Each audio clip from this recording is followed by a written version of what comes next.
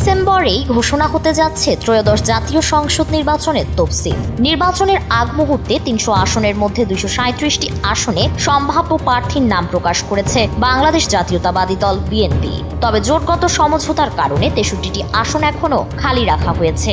আর সেই ফাঁকা আসনের মধ্যেই রয়েছে ব্রাহ্মণবাড়িয়া ২, যেটি থেকে প্রার্থী হওয়ার কথা ছিল দলের সহ আন্তর্জাতিক বিষয়ক সম্পাদক ব্যারিস্টার রুমিন ফারহানার, কিন্তু সেই আসনে দলের প্রার্থী তালিকা এখনো খালি। ফলে বিএনপির এই নেত্রীর মনোনয়ন না পাওয়া নিয়ে রাজনৈতিক অঙ্গনে শুরু হয়েছে নতুন জল্পনা। এবার সেই বিষয়ে মুখ খুললেন বিএনপির এই নেত্রী।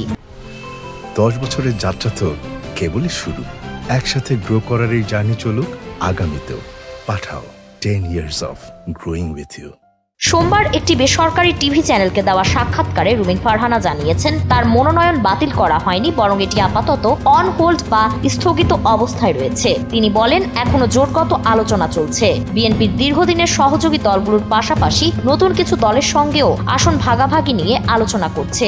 এই কারণেই ৬৩ আসনে প্রার্থী ঘোষণা করা হয়নি। ব্রাহ্মণবাড়িয়া ২ আসনও তার মধ্যেই রয়েছে। রুমিন ফারহানা আরো বলেন, প্রতিটি আসনে গড়ে ১০ থেকে ১২ জন করে মনোনয়ন প্রত্যাশী আছেন। এমন পরিস্থিতিতে চূড়ান্ত প্রার্থী বাছাই করা সহজ নয়। দলের ভারপ্রাপ্ত চেয়ারম্যান তারেক রহমান নিজে একাধিকবার মনোনয়ন বন্টন প্রক্রিয়া নিয়ে ইঙ্গিত দিয়েছেন এবং যারা মনোনয়ন বঞ্চিত হয়েছেন তাদের অন্যভাবে মূল্যায়নের আশ্বাসও দিয়েছেন।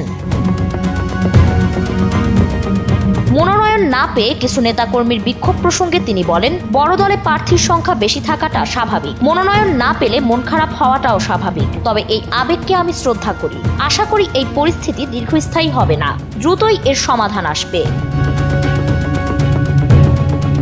বিএনপির এই নেত্রী আরো জানান, বিএনপির প্রকাশিত তালিকাটি এখনো প্রাথমিক এবং সময়ের সঙ্গে সঙ্গে এতে পরিবর্তন আসতে পারে। কেউ বাদ পড়তে পারেন, আবার নতুন কেউ যুক্তও হতে পারেন। তিনি উদাহরণ হিসেবে বাগেরহাট ২ আসনের আইনি জটিলতার কথাও উল্লেখ করেন। নারী নেতৃত্ব প্রসঙ্গে রুমিন বলেন, যদি বিএনপি নারী প্রার্থীদের সংখ্যা ৫% পর্যন্ত বাড়াতে সম্মত হয়, তাহলে চূড়ান্ত তালিকায় আরো নারী যুক্ত হবেন বলে তিনি আশা করছেন। উল্লেখ্য, রুমিন ফারহানার পাশাপাশি এই তালিকায় নেই বিএনপির আরো কয়েকজন হেভিওয়েট নেতা। তারা হলেন সিনিয়র যুগ্ম মহাসচিব রুহুল কবির রিজভী, যুগ্ম মহাসচিব হাবিবুন নবী সোহেল এবং সদ্য মনোনীত যুগ্ম মহাসচিব হুমায়ুন কবির। ফারিন রহমান প্রীতি, এনপিবি।